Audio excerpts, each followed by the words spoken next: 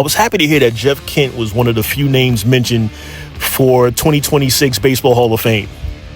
Well deserved. And as I think back of some of the players who have yet to reach the Hall of Fame from the 80s, 90s, maybe the early 2000s, it's about time that we allow some of these former players into the Hall of Fame. Barry Bonds has been retired almost 20 years. Roger Clemens as well. Albert Bell. Enough tiptoeing around the subject. We're always looking for these media darlings and guys who were clean and played the game the right way. And I'm a baseball purist. I much rather the old school way of baseball, for sure. I hate WAR and OPS and all these weird stats. Give me a guy with a high 300 batting average, a good 350 on base percentage. Give me a pitcher with 20 wins and an ERA under 2.5, and I'm good to go. I'm tired of the analytics. I'm tired of all of it. And yeah, I wasn't happy to know that a lot of these players in the late 90s, early 2000s were roided up. It bothered me. And I was a huge Jose Canseco fan. I was a huge fan of Roger Clemens, but it bothered me. But I'm over it now. That was many moons ago. That was decades ago. We can't put semi-average players in the Hall of Fame. We can't put borderline players, guys who were okay or good on their team but not dominant. We can't just start allowing those guys in the Hall and leave out some of these prominent names. Albert Bell absolutely belongs in the Hall. Did I like him when he played? I didn't like his attitude. But again, look at his numbers. Look at his season in that shortened 1995 season. I mean, incredible. Manny Ramirez, Roger Clemens, Barry Bonds. How are these names not in the Hall of Fame now? We have addicts in the Hall in all sports. We have guys that were heavy, substance abuse users, drinkers. We have players who behind the scenes may have done a lot of weird things that we have no knowledge of. It's just time that we put players in that belong in. And Jeff Kent, a lot of people didn't like him. I followed Jeff Kent when he used to be on the New York Mets, early 90s, and I just became a fan. Was he the best player ever? No, but he was solid. And those San Francisco Giant years were extraordinary, batting behind Barry Bonds. Well deserved. But it's time baseball gets off its high horse and start allowing some of those players, those great players of yesteryear, in. Because they were great before the steroid scandals. I get it. They tainted the game, but at the same token, baseball made money hand over fist during the steroid era. More eyes were on the screen.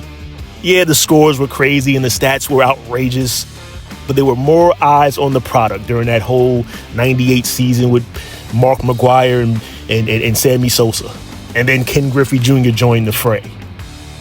That was fun to watch. Again, I wasn't a fan then because I'm a purist, although I did like Jose Canseco, who admitted using steroids in the 80s. But he was the only guy that I kind of was like okay about it with, because he was just a favorite. I don't know what to tell you. But baseball ate it up. Bud Selig, may he rest in peace, he ate it up. Do these guys need the Hall of Fame to, secure their legacy? Probably not. They've made plenty of money. They live good lives for the most part. But it would be nice to see.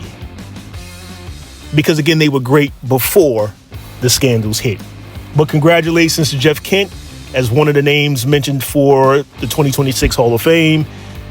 Hopefully, and it probably wouldn't happen, but hopefully baseball finds it in its heart to put in some other guys with some checkered past in as well. Because now we're reaching. We're really reaching for guys. If you decide to exclude some of those great players, who do we have left on these ballots? I mean, Todd Helton made the Hall of Fame over Don Mattingly. I'm looking for players who dominated the sport for a good amount of years. Not only the best players on their team, but who dominated the sport. And that's no knock on Todd Helton, by the way. I thought he was a good player, but he also played in Coors Field. And he wasn't better than Don Mattingly. He just wasn't. And I'm not even a Yankee fan, but I paid attention. Donnie Baseball belongs in the Hall of Fame. But there's a lot of players now. We're reaching. What are we going to do when it's time to just pick players from the 2000s? When the other players start to fall off the ballot? How's Gary Sheffield not in the Hall of Fame? Gary Sheffield in the early to mid-90s was one of the most feared players in the sport. Everybody tried to emulate his batting stance. The guy put up great numbers back in the baseball card era when people were buying baseball cards. Look at the back of his card. From 90, let's say 3 and on. How is he not in the Hall of Fame? Did he have the greatest attitude? Of course not. But who does in this era? This era of sports, no one has a great attitude. You might find a handful of guys in each sport where you're like, okay, that's a guy I want my son to emulate. But there's a lot of weirdos playing now and bad attitude guys now. We have to get away from this good boy mentality of the 50s and 60s. Mickey Mantle wasn't a good boy. He was beloved, but he wasn't a good boy. Look at his off-the-field antics. Players have always had crazy off-the-field antics.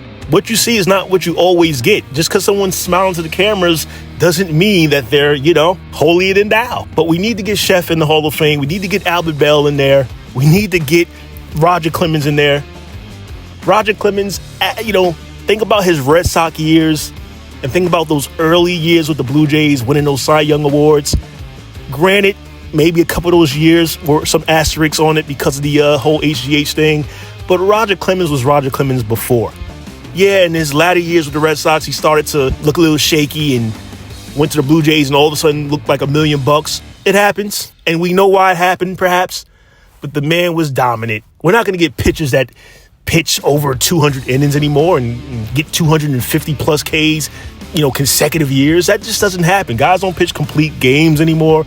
We have to reward the players who really stood out in their eras. We're lucky to get players now, pitchers in particular, who can go 9 innings and get 5 to 10 complete games a season. That doesn't happen. It's a bullpen league now. The bullpen takes over by the 5th inning.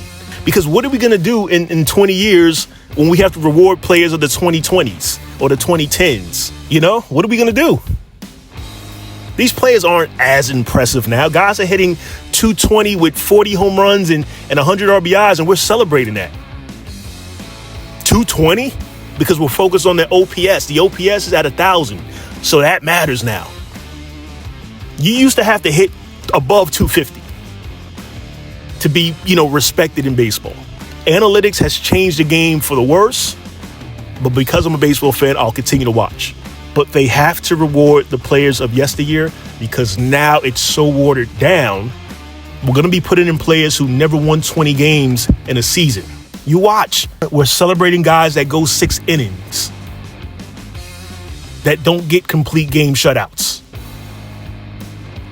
that have ERAs over 3.5. We're celebrating those players now. It's time we celebrate the players of yesteryear.